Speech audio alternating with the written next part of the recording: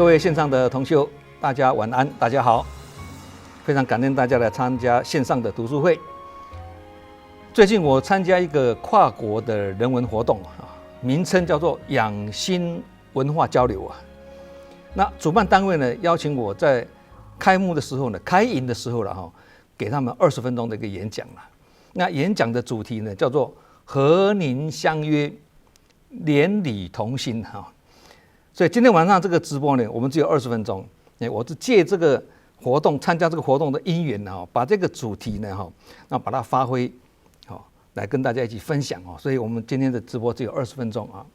那它这个活动的对象呢是政府单位的干部跟主管那在演讲中呢，就是跟大家分享呢如何养心那其实呢，做人处事的道理呢是亘古今不变而且是放诸四海皆准都管用。那主办单位呢，用和您相约，连理同心做主题呢，是用词非常的文雅，意义非常的深远那这个政府也是很有心那一般的政府办的这个营队比较少拿这样子的主题呢来发挥的那荷花就是莲花啦，莲花就是荷花都是同一种植物，本是同根生只是部位呢不一样，但是都是呢中通外直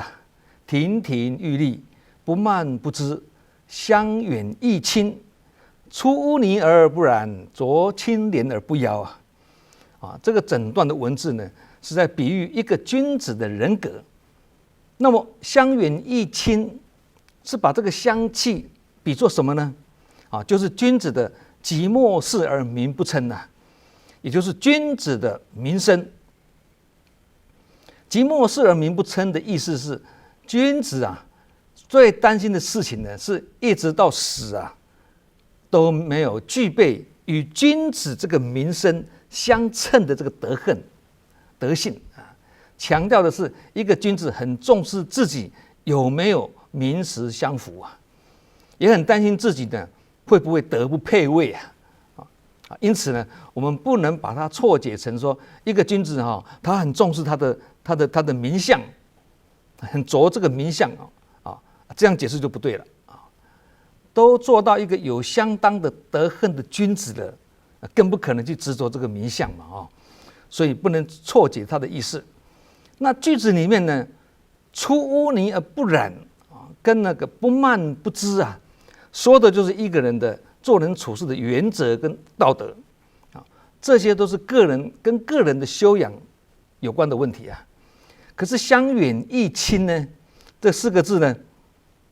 说的却是一个人的名声道德修养是决定于个人，那一个人的名声呢，是决定于自己呢，还是其他人呢？其实这个答案不是绝对的，因为有时候呢，不是我们做的很好就会有好名声，有时候我们有好名声，也不代表我们就有好的内涵跟修为为什么？因为现在的社会是贫而不见，利来少见，见而不贫，随处可见。那用庶民的语言来讲，就是笑贫不笑娼那其实这个是末法时期功利主义社会的现象。现在是佛经里面所讲的五浊恶世了而五浊恶世里面的人群呢，就是污泥。然而要提升心智呢，就要走入人群，就好像莲花要开出清净的花朵，就必须入污泥一样的。但珍贵的是，莲花是入污泥而不染所以莲花要选择污泥，仙人掌要选择沙漠，同理修行要选择入人群人如果选择离群隐居那这个人就会完蛋了因为呢，不但会造成孤僻而且呢，很容易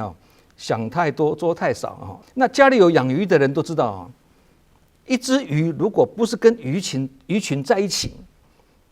而是在鱼缸的角落里面呢黯然独处，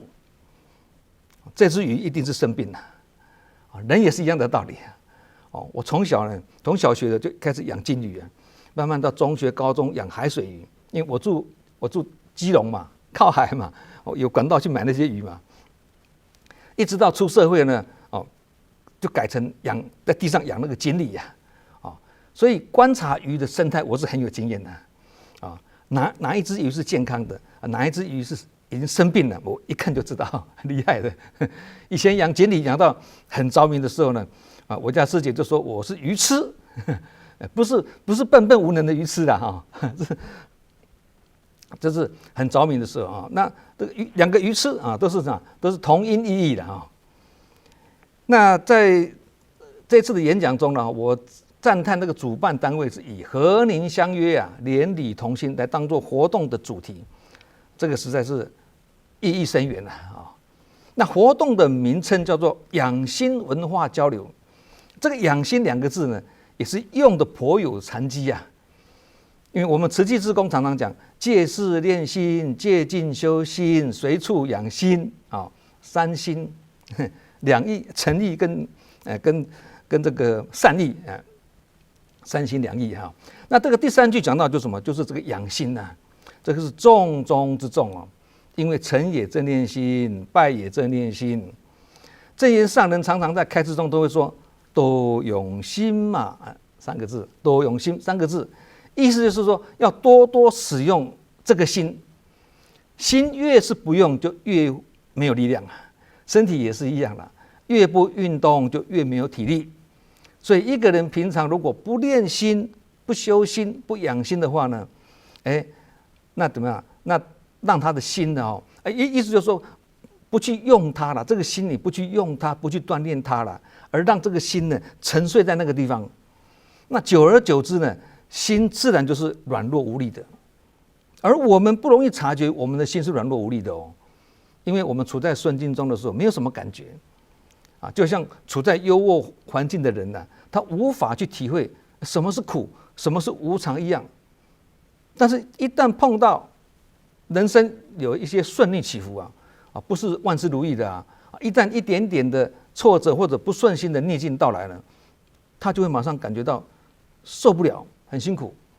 这个时候才会想到说，如何把这个生活中的这些忧悲苦恼把它消除掉如何把身上的这个沉重的包袱把它放下来因为放下包袱何等幸福放下布袋何等自在一旦有了这样的念头以后呢，那就是修行的开始了。所以想要提起放下两相宜这个也是要养心也就是培养分寸拿捏跟进退取舍的心。而养心也是在培养转境跟转念的心因为一念心转是万境转嘛那我们有一集直播就是在讲转个念头几秒钟做足准备几年功养心更应该是培养一颗慈悲又有智慧的心这是心灵重建跟道德重整的希望工程，一辈子要做的功课，但是也做不完因为活到老学到老还学不了。就像有些人年纪渐渐老了，还是非常固执非常执着这个叫做老顽固养心养得好，事事看得开放得下，虽然很穷但是日子过得很开心这个叫做穷开心那只是3分的不如意，你把它当作10分的痛苦这就是心念上的问题了。所以刚刚讲为什么要转念这在这里。那近似语有说，碰到困难是能力不足，碰到烦恼是方法不对。他告诉我们，提升能力跟用对方法是克服困难跟消除烦恼的解方。感觉事情是困难重重层层关卡，且关关难过，但是只要我们把心养得好，转念转得快，方法也把它用得对，那自然就可以关关难过关关过因为心宽路就宽，心平路就平了，心通路就通了本来是山穷水尽疑无路结果呢，心念一转呢，柳暗花明好多村条条道路是通罗马。生命中有些人是潇洒走一回有些人呢则是冤枉走一回那潇洒走一回什么意思虽然忙忙碌碌过日子，但不会庸庸碌碌过一生啊。生活是忙得有方向、有目标、有重点、有意义，所以他是为了工作而生活，所以活得很精彩。那冤枉走一回呢？是什么？虽然忙忙碌碌过日子，却也懵懵懂懂过一生啊，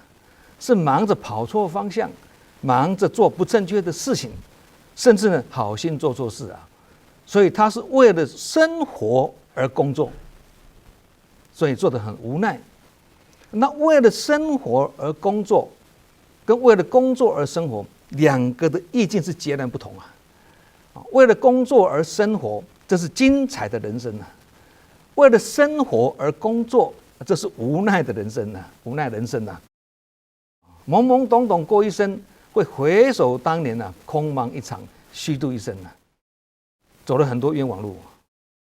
甚至呢忙中有错，这个才严重。有一架飞机在天上飞，那这架飞机包括机长跟乘客总共5个人，但是只有4个降落伞啊。突然间呢，这位机长就向大家宣布了，他说：“各位旅客，我们这架飞机发生引擎故障啊，那再过5分钟了，即将坠机啊。”说完之后呢，这个机长呢自己就背了一个降落伞跳出去了。那第2位是个商人啊，他说：“我白手起家，好不容易现在才赚钱致富，我都还没有享受到人生呢，我不能这样就死掉啊。”说完，他又背了一个降落伞跳出去。第3位是一位律师啊，他说：“我还有很多重大的这个法院跟法律的那个案件要处理啊，我也不能这样就死掉啊。”匆匆忙忙也背了一个降落伞跳出去。那剩下1个降落伞，但是2个人啊，一个是老爷爷，一个是小男童。那这个老爷爷就跟这个小孩讲啊：“小弟弟啊，爷爷年纪这么大了，死了也没有关系，你年纪还这么小，来日方长，大有可为啊。剩下1个降落伞，你赶快背着跳出去。”结果这个小男孩就跟这个爷爷说：“爷爷，我们2个都可以逃生呢，因为还有2个降落伞啊。”那这个爷爷就很纳闷啊，明明算起来就只剩下1个降落伞，怎么还会2个呢？这小男孩就跟这个爷爷讲说：“爷爷，我刚刚看到那个律师叔叔他匆匆忙忙，他背着我的书包就跳出去了。啊，这个是忙中有错啊，死得好冤枉啊。”其实，在我们生命中，有时候我们也是很冤枉啊。为什么？因为常常花80%的时间呢，在做重要性只有20%的事情啊。我们以前讲的“青梅无做拱刚”啊，也就是刚刚讲的努力在跑错方向，所以努力的程度不如努力的方向啊。人不怕忙，只怕烦啊。心烦的话呢，即使躺着不做事都很烦；心累，即使躺着不做事都很累。所以我们要学习身忙心不忙，身累心不累，让自己保持忙碌也是一种方便法。这个会让你忙得没有时间烦恼，忙得忘记烦恼，忙得没有时间说是非、听是非、传是非，忙得没有时间看别人的缺点，忙得没有时间批评别人，甚至还忙到没有时间生病等等。所以不是一忙除三害，一忙除数害。不过要注意不是忙就好忙到没有时间静下来，自我沉淀、自我升观，也就是动有余啊，静不足啊。这样子的忙碌很可能会是生活的危机啊，只会踏油门，不懂得踩刹车，意思是一样的啦。所以精进的人一定会很忙，很忙的人不一定是精进。忙着游山玩水、吃喝玩乐，这个不能叫做精进啊。忙得很充实又有意义，或者忙利益众生的事情，这个叫做精进。每一个人一生中呢，都在忙着追求幸福快乐，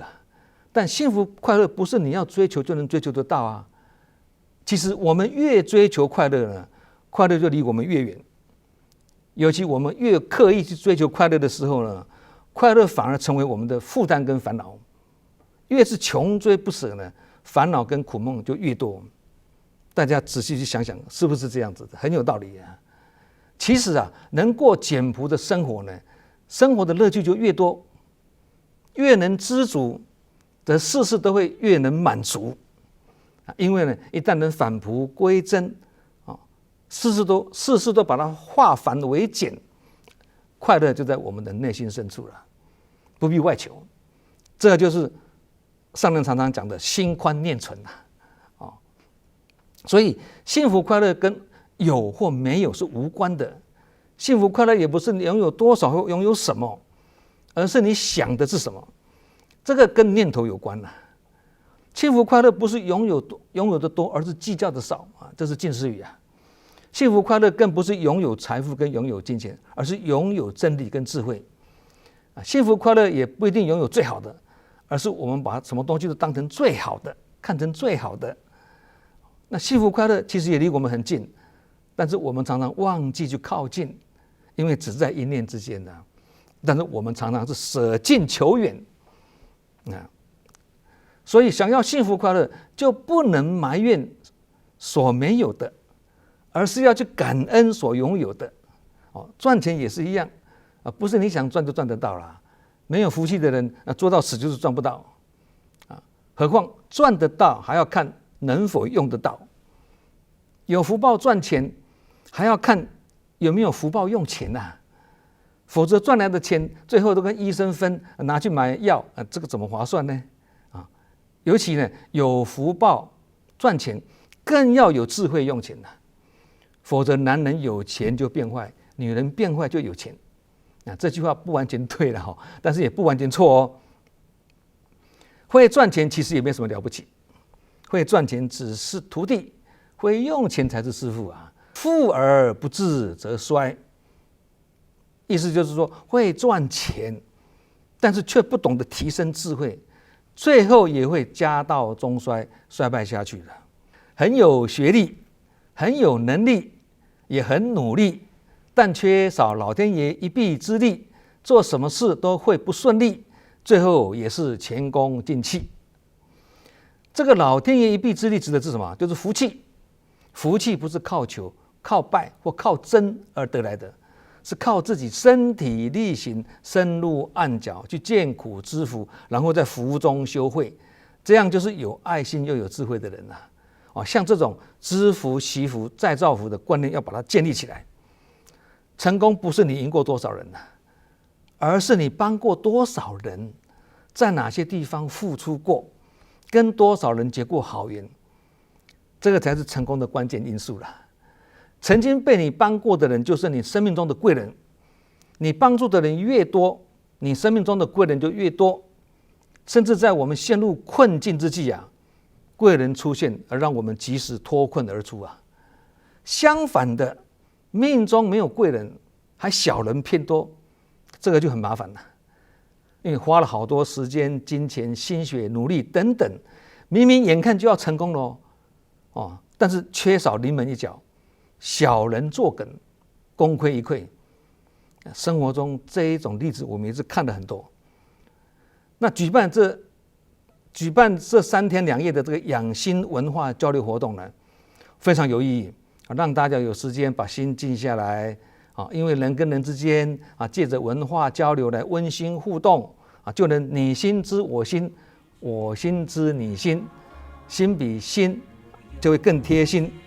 要谁比谁更爱谁，而不是谁怕谁，乌龟怕铁锤只要能够人人都能够知足感恩、善解包容只要人人都能够和心和气、互爱协力这样人跟人之间呢，就能化干戈为玉帛，化暴力为祥和这样就是正言上人的宏愿。人心净化，社会祥和，天下无灾难这就是温馨祥和的大同世界嘛。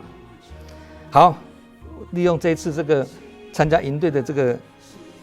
好机缘也顺便跟大家分享这个主题和您相约连理同心那所以今天我们的时间我们就会提早结束那我们下周同一时间呢，期待再相会祝福大家呢福慧双修，法喜充满，感恩大家，再见。